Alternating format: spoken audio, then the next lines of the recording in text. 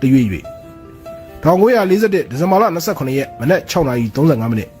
်တန်လျင် BOC ရေနံချက်စက်ရုံဝင်းအတွင်းရှိခြံကျင်ကြီးတစ်ခုရှိမှာဂန္ဓမာတောင်းကြီးမတ်တောင်းနဲ့ချိုက်ဟုံတို့မတ်တရနေကြပါတယ်ခြံဝင်းထဲမှာကပန်းပင်များအားရေလောင်းနေသောအသားဖြူဖြူအမျိုးသမီးကြီးတဦးကခြံဝကိုထွက်လာပါတယ် What can I do for you အင်္ဂလိပ်လေးတန်းထိအောင်မှုသောဂန္ဓမာတောင်းကြီးကဘိုလိုမုတ်ရန်ကြံရွယ်လိုက်ပါတယ်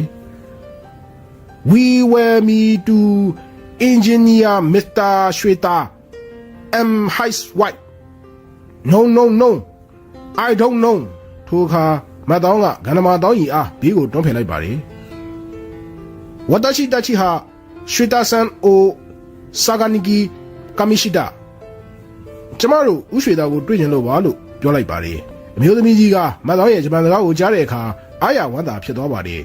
ထိုအမျိုးသမီးကဂျပန်လိုပြန်ပြောပါတယ်ဥရွှေတာဆုံးသွားတာ2နှစ်ရှိပါပြီကျမအမျိုးသားကဥရွှေတာနေရာတာဝန်ယူထားတဲ့မစ္စတာစမစ်ပါရှင်ကဂျပန်မလားကျမဂျပန်အမျိုးသမီးနိုဘူးဆန်ပါကျမယောက်ျားက BOC အင်ဂျင်နီယာအင်္ဂလိပ်လူမျိုးမစ္စတာစမစ်ပါကျမယောက်ျားကရန်ကုန်က BOC ရုံးခွဲကိုသွားတာအခုထိပြန်မရောက်လာတော့ဘူးမတောင်းကအမျိုးသမီးပြောသမျှကိုဂန္ဓမာတောင်းကြီးအားဘာသာပြန်ပြောပြလိုက်ပါလေဂန္ဓမာတောင်းကြီးစိတ်လက်ကျသွားပါလေမတောင်းကနောက်ပြန်လှည့်လိုက်ပြီးမျိုးသမီးကြီးအားဂျပန်လိုပြောလိုက်ပါလေကျမယောက်ျားရဲ့ကျမညီမလေးရဲ့ရန်ကုန်မြို့ထဲကဘုံတွေကိုကြောက်လို့ပြေးလာကြတာပါရှင်ဂျပန်မျိုးသမီးကြီးကခြံတကားကိုဖွင့်ပေးလိုက်ပါလေ1942 February 18ရက်နေ့ရန်ကုန်မြို့အားဂျပန်တပ်မတော်နဲ့ဗမာလွတ်လပ်ရေးတပ်မတော်ကသိမ်းပိုက်ရန်18ရက်လိုနေပေါ်အမှတ်15တပ်မတော်အမှတ်33အမှတ်112ချီလျင်တရင်မှမေဂျာဆာတိုဦးဆောင်တဲ့အထူးတပ်စိတ်ဟာတန်လင်းရေနံမြေ BOC ကိုရောက်ရှိတပ်ဆွဲခဲ့ပါတယ်အထူးတပ်စိတ်ခေါင်းဆောင်မေဂျာဆာတိုဟာထောက်လိုင်းရေးသတင်းများအရဂျပန်မျိုးသမီးနိုဘူးဆန်ရဲ့နေအိမ်ကိုလာရောက်ခါအခြေအနေမေးမြန်းခြင်းဖြစ်ပါတယ်နိုဘူးဆန်ဟာအင်္ဂလန်နိုင်ငံမန်ချက်စတာမြို့မှာပညာသင်ကြားနေစဉ်ဗြိတိန်မျိုးသားအင်ဂျင်နီယာမစ္စတာစမစ်နဲ့အကြောင်းပါပြီးမြန်မာနိုင်ငံကိုရောက်ရှိခဲ့သူဖြစ်ပါတယ်နိုဘူးဆန်ရဲ့ခင်ပွန်းဖြစ်သူဟာရန်ကုန်ကိုဘုံကျဲစဉ်ရန်ကုန်ရှိ BOC ရုံးချုပ်မှာရှိနေခဲ့ပြီးတန်လျင်တို့ပြန်မရောက်လာခဲ့မစ္စစ်နိုဘူးဆန်ဟာလင်ယောက်ျားဖြစ်သူကိုစောင့်နေစဉ်ဂန္ဓမာတောင်းကြီးတို့ရောက်ရှိလာသဖြင့်ကယ်ဆယ်ထားခဲ့ခြင်းဖြစ်ပါတယ်ဂန္ဓမာတောင်းကြီးတို့ရောက်ရှိပြီး2လကြာမတ်လ1ရက်နေ့မှာမစ္စစ်နိုဘူးဆန်ရဲ့နေအိမ်မှာမေဂျာဆာတိုတဲခုနိုင်ရန်ရောက်ရှိလာပါတယ်မေဂျာဆာတိုဟာဂျပန်အမျိုးသမီးမစ္စစ်နိုဘူးဆန်ရဲ့နေအိမ်မှာရှိသောအစီအကံများအဖြစ်ဟန်ဆောင်နေထိုင်သောတောင်းကြီးမဲတောင်းမတ်ချိုင်ဟုံတို့နဲ့ယင်းဤထိတွေ့ခဲ့ရပါတယ်အထူးသဖြင့်ဖြူဖြူဖွေးဖွေးတိုးတိုးခဲခဲချိုက်ဟုံမှာမေဂျာဆာတိုရဲ့အချစ်တော်ကလေးဖြစ်ခဲ့ရပြီးဥရိယုတ်ကောင်းကောင်းနဲ့လဲဝယ်ပန်းတဲ့သောတောင်းကြီးမှာမေဂျာဆာတိုရဲ့ဗမာပြည်ဆိုင်ရာလက်ဆွဲတော်ဖြစ်လာခဲ့ပါတယ်မေဂျာဆာတိုကတောင်းကြီးဆိုတဲ့အမည်အားဂျပန်ဘာသာမပီကလာနဲ့စောင်းရင်လို့အမှတ်တညာပြုခဲ့တဲ့ဖြင့်ရန်ကုန်အားဘကိုးခရမ်းသုံးခွဘက်မှခြိတက်လာခဲ့တဲ့ဂျပန်စစ်တပ်များကြားစောင်းရင်ဟူသောအမည်ဟာလူသိများလာခဲ့ပါတယ်ချိုက်ဟုံဟာအခြေအနေအကြောင်းတရားအရရကြောင့်ဂျပန်ဗိုလ်မှူးကတော်ဖြစ်လာခဲ့ပါတယ်1942မတ်လ9ရက်နေ့မှာရန်ကုန်မြို့သိမ်းတပ်ရဲ့ကွက်ကဲရေးမှုအဖြစ်မေဂျာဆာတိုတာဝန်လွှဲပြောင်းယူရပါတယ်မတ်လ10ရက်နေ့မှာဂျပန်တပ်များမြို့ထဲဝင်လာသဖြင့်မေဂျာဆာတိုမှတွားရောက်ကွက်ကဲပြီးရန်ကုန်မြို့Golden Valley ရှိအိမ်တလုံးအားကိုပိုင်နေအိမ်ဖြစ်သိမ်းပိုက်ခဲ့ပါတယ်မတ်လ9ရက်နေ့မှာတန်လျင်မှချိုက်ဟုံတောင်းရီနဲ့မတ်တောင်းတို့ဟာမေဂျာဆာတိုရဲ့နေအိမ်တစ်ကိုပြောင်းရွှေ့ခဲ့ပါတယ်မူလအိမ်မာကြီးတွင်မေဂျာဆာတိုနဲ့ချိုက်ဟုံတို့နေထိုင်ပြီးထိုအိမ်တစ်ဘေးရှိတိုက်ခိုင်အိမ်မှာဂန္ဓမာတောင်းရီနဲ့မတ်တောင်းတို့နေထိုင်ကြပါတယ်မေဂျာဆာတိုကရန်ကုန်မြို့ရဲ့ဥပဒေစိုးမိုးရေးတန်ရှင်းရေးတို့မှာတာဝန်ခံဖြစ်လာခဲ့ပြီးရန်ကုန်မြို့ကိုကျွမ်းကျင်သောဂန္ဓမာတောင်းရီဟာမေဂျာဆာတိုရဲ့အားကိုးရသောလက်ထောက်တစ်ယောက်ဖြစ်လာခဲ့ပါတယ်ဒါဆိုငါချိုင်ခုံကဂျပန်မယားဖြစ်သွားတာပေါ့မင်းကဘာလဲကွာဟဲ့ကောင်အဲ့ဒါဘာလဲဖိုးတုတ်ကဇပွဲကုံကိုလက်သီးနဲ့ထိုးရင်းမတ်တက်ထားရလိုက်ပါတယ်ဂန္ဓမာတောင်းကြီးကရှေ့မှာရှိသောစာကေးရဲ့ပလင်းကိုဖိုးတုတ်ခွက်ထဲငှဲ့ပေးလိုက်ပါတယ်ဖိုးတုတ်မင်းငါဘက်ကမတွေးပေးရင်တော့ချိုင်ခုံဘက်ကတွေးလေကွာဒီလိုခေကြီးထဲမှာမင်းတော်သူ့ဘေးနာရှိပေးနိုင်လို့လားကွာမင်းကမင်းမယားပေးမင်းရှိနေပါလीအမှန်တိုင်းပြောရရင်ဟဲ့အောင်အဲ့ဒီအချိန်ကငါလဲငါမင်းကမတောင်းပေးမှာပဲရှိမှာကွာချိုင်ခုံကတော့အမြဲတမ်းသူ့ဘေးမှာငါရက်တည်နေနိုင်ဘူးအဲ့ဒီအချိန်မှာဘေးရန်ရဲ့အကင်းဆုံးအခြေအနေကိုချိုက်ဟုံရွေးချယ်ခဲ့တာလေမင်းကဘာဖြစ်နေတာလဲဘုံနေကျဲနေတဲ့အချိန်မင်းစိတ်ထဲသူ့ကိုရှိနေလို့လားကွာအေးအဲ့ဒီလိုပဲဟိုဂျပန်ဘုံမှုသူ့အိတ်ခန်းရှိရောက်လာတဲ့အချိန်မှာသူ့စိတ်ထဲမင်းရှိနေတော့ရောဘာထူပါလဲဟဲ့ဟမ်အဲ့ဒီအချိန်ကငါတို့ရောက်နေခဲ့တာမင်းတို့ငါတို့လူဘာဝလို့ရတဲ့အချိန်မဟုတ်တော့ဘူးကွာကဲတောက်လိုက်ဦးထိုအချိန်မှာခြံဝန်းတဲ့အိမ်ဝါကြီးဘက်ကလှုပ်လှုပ်ရှားရှားအတန်များကြားလိုက်ရပါတယ်မီဂျာဆာတိုပြန်လာပြီကီမိုနိုပြန်ရောဝမ်းဆက်နဲ့ပြည့်ပြည့်ဖြိုးဖြိုးအမျိုးသမီးငယ်တူကအောက်ကိုဆင်းလာက မော်တော်ကားပေါ်ကမြို့သားတို့ဟာကျိုးစုနေတာကိုလမ်းမတော်ဖိုးတို့နဲ့ဂန္ဓမာတောင်းကြီးတို့မြင်နေရပါတယ်ဖိုးတို့ဒီခဏတော့ချိုက်ဟုံလေးလေသူ့ဘဝသူပြောပါစေကွာမင်းရဲ့အပျော်မရားလေးကအခုဂျပန်စစ်ကိုတော့ဖြစ်နေပြီပဲသူလည်းဒီနေရာမှာပြောပါစီကွာပြီးတော့မင်းကိုကယ်လိုက်နေတာသူ့ကြောင့်ပဲကွာဘာလဲကွာခန္ဓာမှာမင်းစကားကဟုတ်တယ်ဟဲ့အောင်မနေ့ကမေဂျာစာတိုးခိုင်းတဲ့ကိစ္စနဲ့ဂျွန်ဆေးဦးကိုရောက်ရင်မင်းကိုကာဝါရှိမှဖမ်းသွားတာငါတွေ့လိုက်တယ်ကွာဒါနဲ့ငါချိုက်ဟုံကိုခေါ်ပြီးမေဂျာစာတိုးရုံးကိုလိုက်သွားတယ်ပြီးတော့မင်းကမကြခင်ဖွဲ့မဲ့ရန်ကုန်ညင်ဝပြည်ပြားကြီးယာယီရဲတပ်ဖွဲ့တွေအရေးပါတယ်လို့စာတိုးကိုတွားရှင်းပြတယ်စာတိုးကသူနဲ့ရန်ကုန်အုပ်ချုပ်ရေးကော်မတီဖြစ်နေတဲ့ကာနယ်ဆူဇူကီကိုဖုန်းဆက်ပြောလို့မင်းလွတ်လာတာကွာအဲ့ဒါတွေအားလုံးချိုက်ဟုံပေါ်မှာမူတည်နေတာကွာလမ်းမတော်ဖိုးတို့ကလက်ကြံဘဲဥကျော်ကိုဗဇက်ထဲအကုန်ထိုးထည့်လိုက်ပါလေခန္ဓာမမင်းကခေပြမှာမိဘတွေကိုခိုင်းစားခဲ့တာပဲကွာဖိဖျောင်းဖိုးတို့စောက်ကျေးဇူးမကန်းနဲ့မင်းကအပျော်သဘောထားခဲ့တဲ့မိဘတွေကပဲမင်းသက်ကိုနှိမ့်ခဲ့ရတာဟဲ့အောင်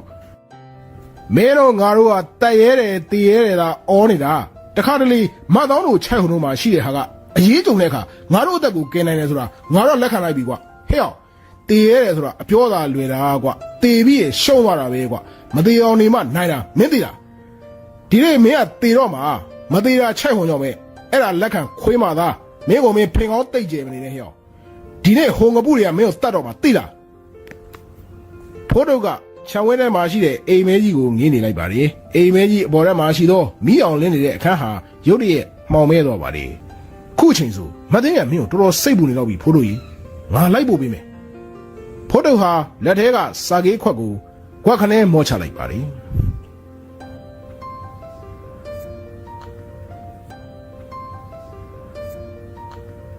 ေထိုအချိန်မှာစံပါနဲ့ထွန်းရင်ဟာရန်ကုန်မြို့လမ်းမတော်ရက်ကွက်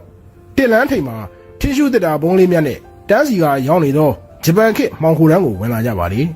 ေစေတွင်းကာလမြို့တွင်းကိုဝင်လာပြီးဖောက်ထွင်းလူရထားကြတဲ့အရက်ဘီယာပလင်းမျိုးစုံအစားအသောက်မျိုးစုံဇိမ်ခံပစ္စည်းမျိုးစုံတို့ကိုရန်ကုန်စင်ကြေဝုန်းဒေသမှာနေထိုင်တဲ့ဗမာများကလားများကအခု